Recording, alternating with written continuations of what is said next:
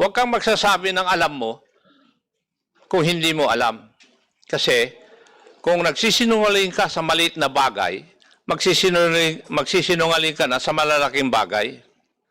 Nasunod mo ba lahat to? Yes, Your Honor. Paano mo masusunod yung hindi mo alam?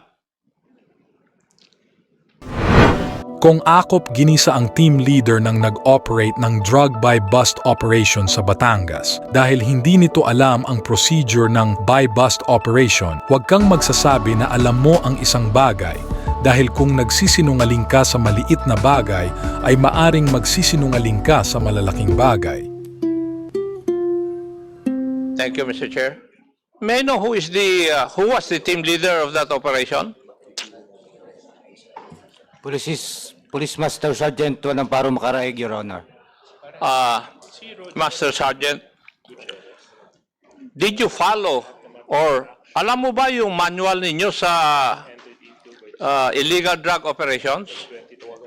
Yes, Your Honor. And may I know how many phases are there? If you know. Kasi kung hindi mo masagot yun, basic yun na dapat 3 phases yung operations na ganito. 5, Your Honor. 5? Could you please enumerate the 5? Planning po, coordination, surveillance. Hindi mo alam. Sasagot mo palang iho, hindi mo alam. I'm sorry, Your Honor. Alam mo, hindi ako magtatanong ng tanong na hindi ko alam yung sagot normally. I'm sorry, Your Honor. Ha? Huwag kang magsasabi ng alam mo kung hindi mo alam.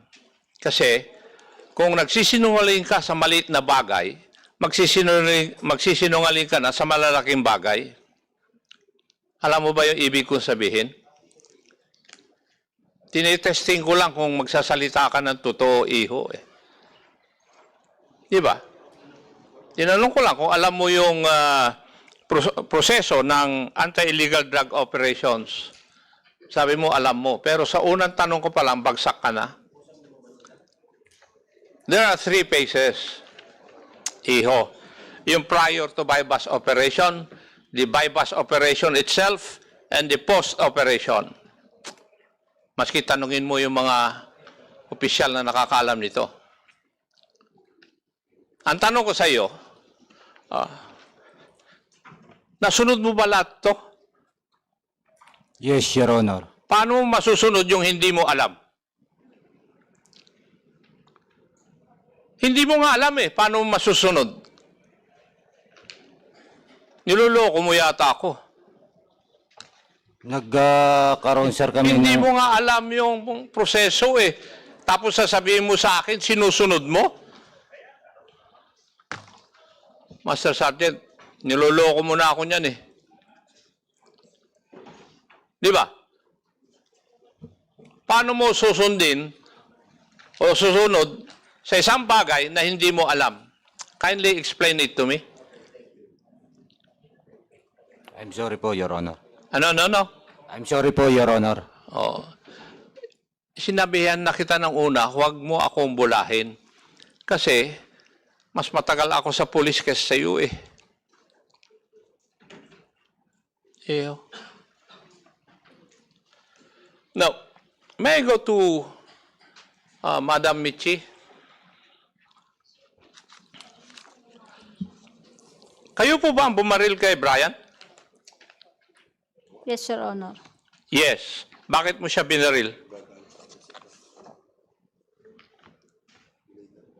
Dahil binaril niya din ako, sir. Your Honor. Ano? Binaril niya din po ako, sir. Ibig mo sabihin siya ang unang bumaril. Yes, Your Honor. Ibig sabihin, kung nakikinig ako sa pagsasagot mo kanina, 2 beses siyang pumutok. Di po ba?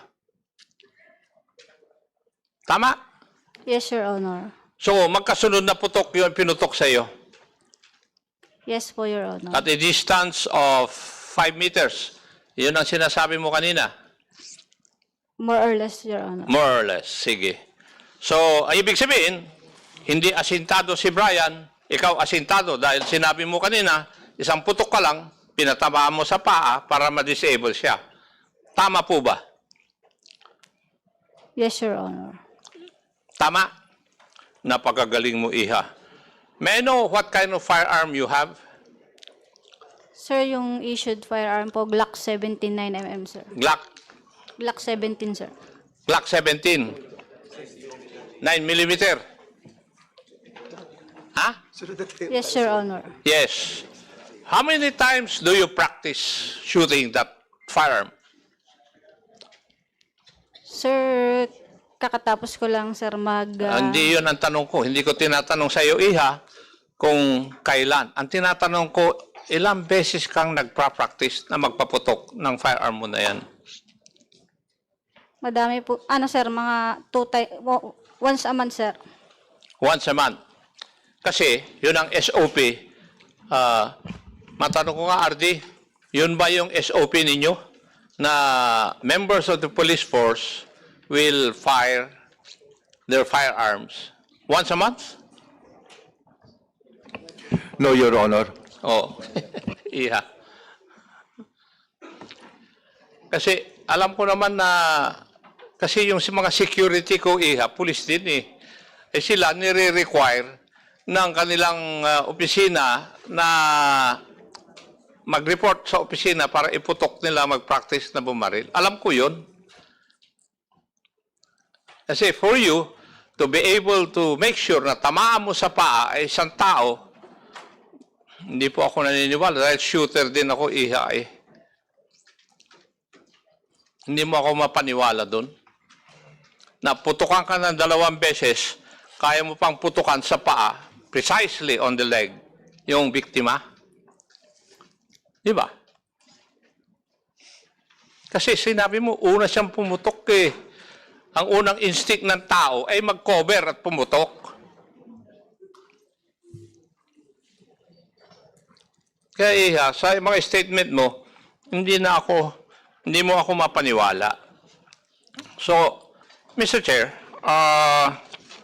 I think the investigation conducted by the provincial director of the province of Bulacan ay medyo kompleto. Batangas. Batangas. Yes. Ay kompleto.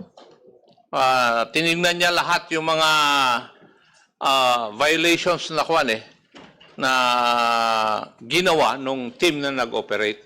And we have to commend the provincial I agree. director and the of Batangas and also regional director General Lucas for Kasi, a job well done. Sige, go ahead. Ang pinakamasaklap nito bakit sila nag-operate doon sa hindi nila jurisdiction? Exactly.